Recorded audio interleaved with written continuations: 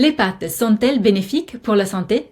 Et comment les cuire pour profiter de leurs bienfaits sans leurs inconvénients?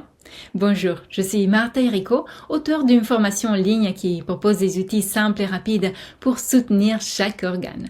À travers une alimentation plus efficace, construisons ensemble une toute nouvelle relation à la nourriture. Consommer des pâtes du point de vue nutritionnel n'est pas seulement utile, mais même fortement recommandé. Cette affirmation est importante, car les pâtes ne sont pas seulement une source de glucides à assimilation lente, des fameux sucres lents, mais aussi et surtout un aliment dont les effets sur nos organes sont particulièrement bénéfiques, notamment sur le foie, le pancréas et aussi sur le système nerveux central. Il peut sembler parfois étrange de conseiller de consommer des glucides le soir, car habituellement, par commodité, on préfère dîner rapidement, en se limitant souvent à des fromages, de la charcuterie ou un steak grillé. Cependant, nos connaissances sur le fonctionnement des organes confirment vraiment la nécessité de privilégier des glucides complexes au dîner. Mais pourquoi? La première raison est que la digestion des pâtes est relativement courte par rapport aux aliments riches en protéines ou en lipides.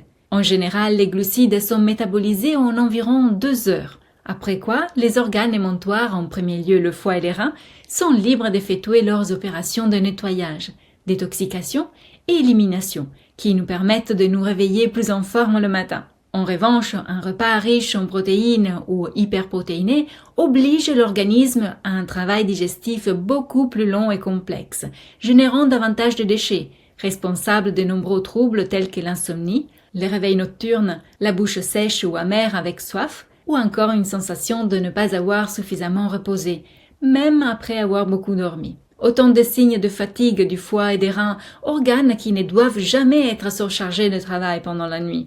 De plus, le matin, on peut constater de la rétention d'eau et un certain mal-être. Parmi les avantages secondaires de la consommation de glucides le soir, il faut aussi mentionner la présence dans les céréales en général du tryptophane, un acide aminé qui, entre autres, est le précurseur biochimique de la sérotonine, un neurotransmetteur impliqué dans les mécanismes induisant le sommeil. Alors, comment préparer un bon plat de pâtes pour qu'il puisse remplir toutes ses fonctions? La cuisson des pâtes, qu'elles soient sèches ou fraîches, ne doit pas uniquement être choisie selon le goût, mais également en tenant compte de leur effet sur les organes. Chaque aliment, en fonction de la méthode de cuisson, peut avoir des effets différents sur l'organisme. Voyons quelles sont les meilleures préparations avec les pâtes. Cuire les pâtes dans l'eau en provoque une imbibition progressive, plus ou moins importante selon la durée de cuisson.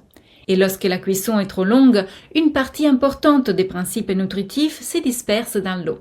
De plus, lorsque les pâtes sont gonflées d'eau, cette eau en excès dilue les enzymes digestives contenues dans la salive lors de la mastication, ce qui réduit leur efficacité. Cette perturbation se poursuit dans l'estomac, où les sucs gastriques ont plus de difficultés à attaquer un aliment imprégné d'eau, allongeant ainsi le temps de digestion et risquant de provoquer des ballonnements. Par conséquent, une cuisson prolongée des pâtes est totalement déconseillée, car elle va à l'encontre du fonctionnement naturel de l'organisme, en compliquant le travail de l'estomac et en réduisant la capacité d'assimilation.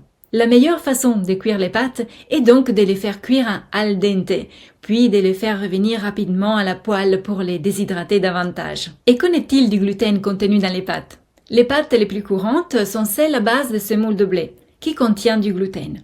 Le gluten possède des propriétés protéiques, utiles pour le renouvellement des tissus des organes, et qui nous permettent d'éviter les pics de glycémie. Cependant, il existe des intolérances spécifiques et des contre-indications à la consommation de pâtes à base de blé. Les premières concernent les personnes atteintes de maladies cœliaques ou d'intolérance au gluten, qui ne produisent pas ou peu les enzymes nécessaires pour digérer cette protéine végétale. Dans ce cas, avant de recourir à des farines totalement sans gluten, il est possible de tester la tolérance aux pâtes à base d'épeautre ou de camut, qui pourraient être mieux tolérées. D'autres contre-indications concernent les personnes souffrant de troubles rénaux, pour qui la consommation de gluten devra être exclue ou suspendue selon le cas. Si vous voulez connaître tout de suite plus de 200 recettes pour soutenir chaque organe, je vous propose de vous inscrire à la formation en ligne Adapter son alimentation. C'est un parcours alimentaire modulable selon les besoins de chacun, afin d'apprendre à adapter son alimentation selon son âge, les moments de la journée et son style de vie. Pour connaître les détails de cette formation, il vous suffit de suivre le lien juste en dessous de cette vidéo. Je vous dis à demain pour une nouvelle vidéo et d'ici là, souvenez-vous qu'il est toujours le bon moment pour prendre soin de soi et de son assiette.